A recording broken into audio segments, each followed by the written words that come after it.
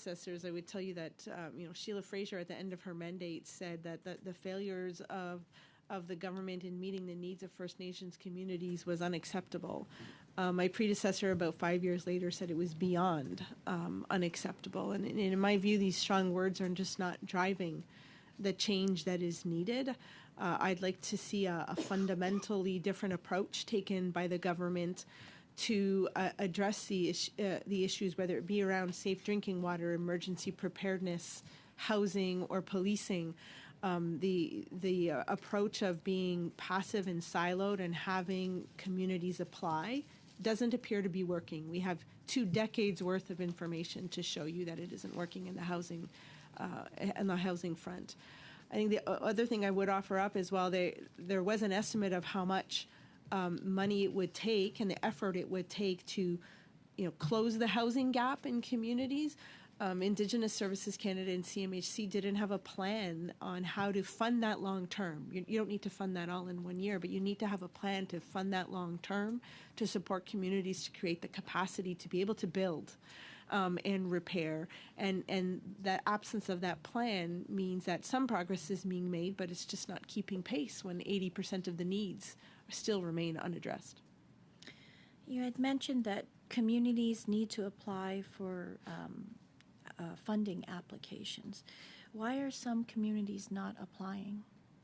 What are some of the barriers? I think it really would depend on the community, but what we looked at was capacity and whether communities had a dedicated housing manager. And a housing manager in a community would help the community manage all their housing, identify issues, be able to have an understanding of the needs of rebuilds or repairs, the needs of mold. And without that, without having that knowledge, you're unable to necessarily apply for programs that may be available. But I think the approach of the government of also waiting for a community to put up their hand is one that isn't proactive. Being proactive would help increase access by making communities aware of funding programs that are out there and helping them navigate how complex it might be. Just to give you an example, under housing, Canada Mortgage and Housing Corporation has 13 programs that Indigenous communities can apply to. First, you need to figure out which one you might be eligible for, but then you individually have to apply for the programs that you need. That's really complex if you don't have a dedicated resource or if you're not even aware of the availability of this funding. So how can the government be more proactive or increase the uptake and participation in these communities? I think when we talk about the fact that the Department and the Crown partially agreed with one of our recommendations, and it was stemming on the approach that they're taking.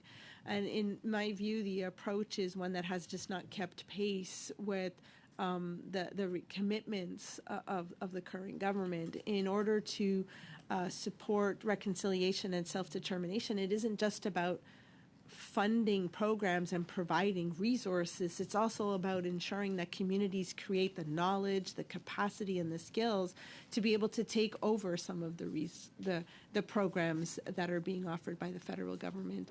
And so it's focusing on that other side too, that need to help create the capacity and knowledge within communities that would hopefully drive a change. But that means that the approach to all of these funding programs needs to be looked at in a holistic way and find a different way forward.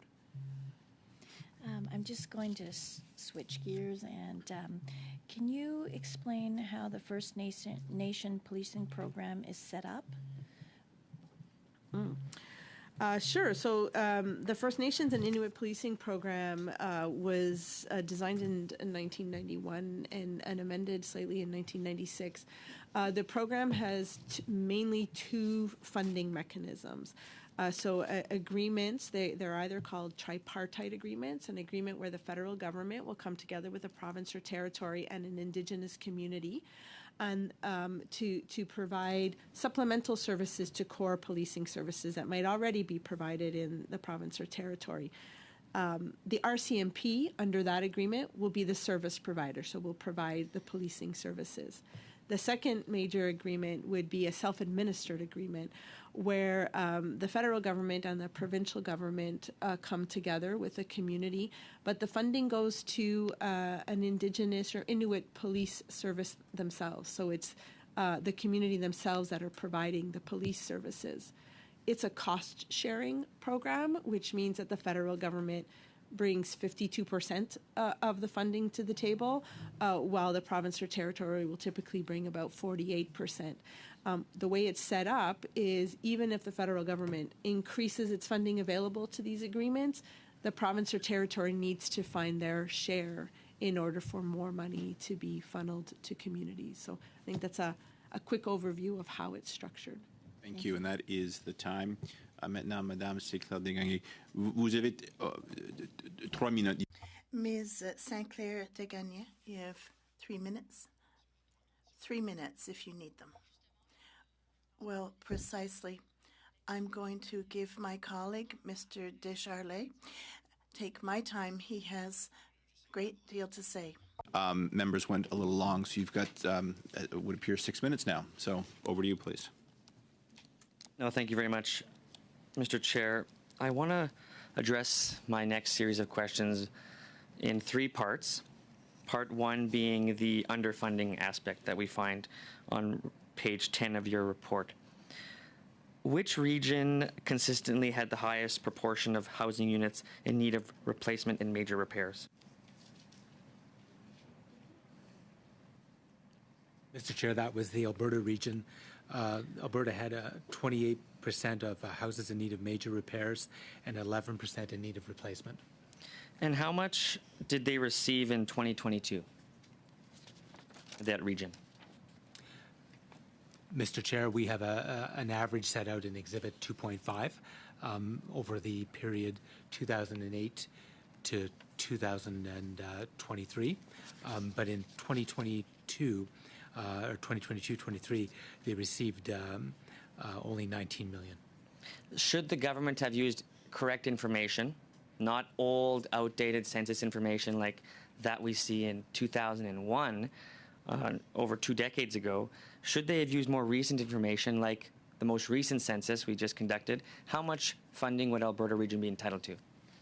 Mr. Chair, as CMHC points out and we echo in our report, if the 2021 census data had been used, the Alberta region would have received approximately $140 million over the period 2008 to 2023.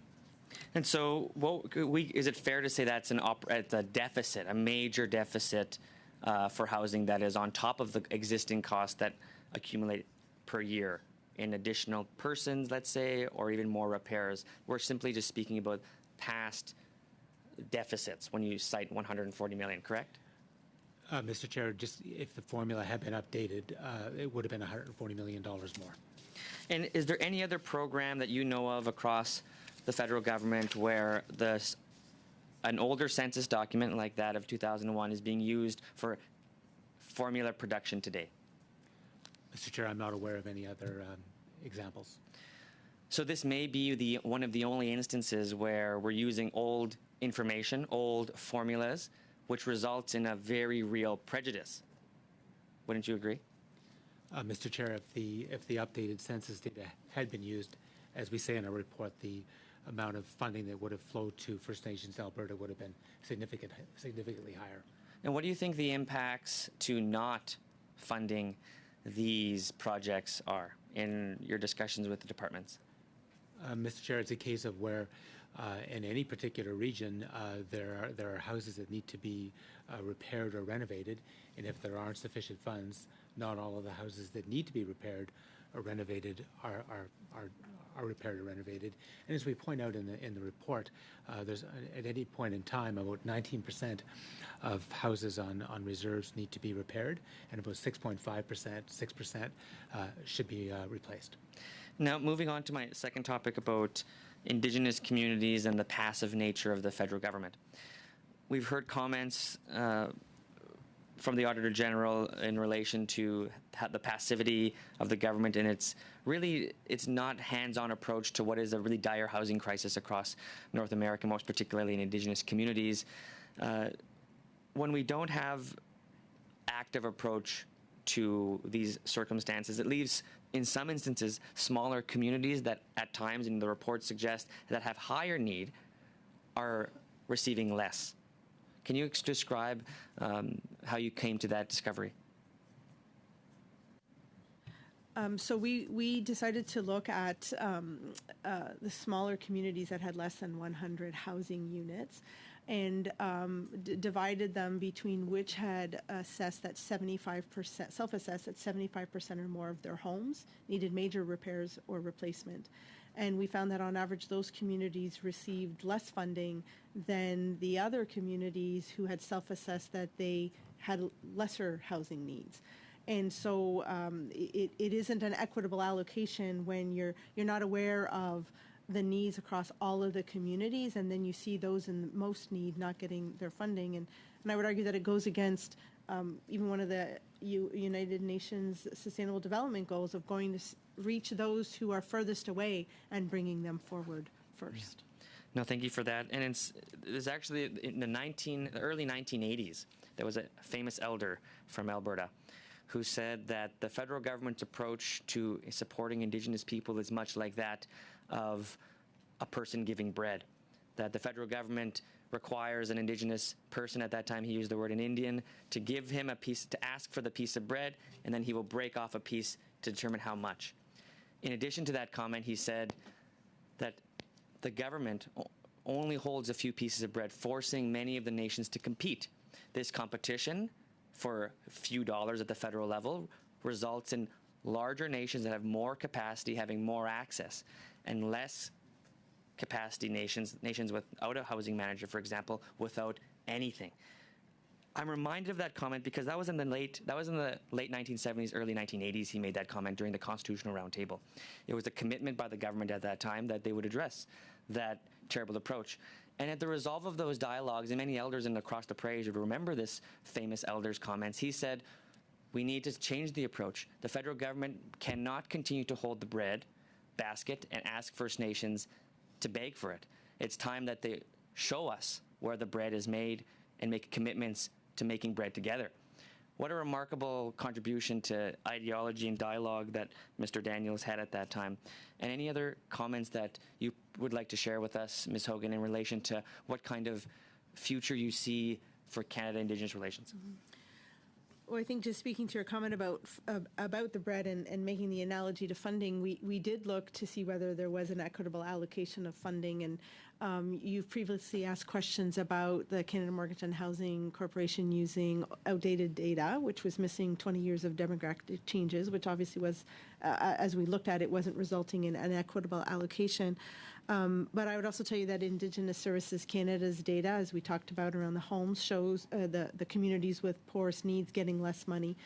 It is, I think that the focus was on giving funding to either shovel-ready or quick-to-complete projects instead of really assessing the needs individually. And that's why our recommendation to the both of them was to go look for and identify those communities most in need and make sure that they're getting their share in order to help them move forward. And in my view, it is a fundamental shift that is needed than this application passive approach that we're seeing right now.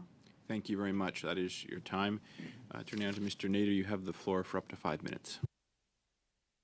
Thank you, Chair. And I will just pick up on your last comments there. It does seem outrageous that, when it comes to something as fundamental as a roof over one's head, that, we're using old data. We're seeing examples of those communities in most need are the ones who are getting the least funding. I mean, it really does seem just out of sorts that this is happening in Canada and in Indigenous communities. It just really does seem outrageous, and I just offer that as a comment. But it does flow from what we've seen in your audits here today about some of the real lack of documentation, real lack of data to support what's happening on the ground. And one of the things that caught my eye in section 2.49 of the housing report, in which 2.49 states less than half of the projects were sampled. Specifically, the department had documentation certifying that only 8 of the 22, 36% of the projects to build new housing units we examined met the building code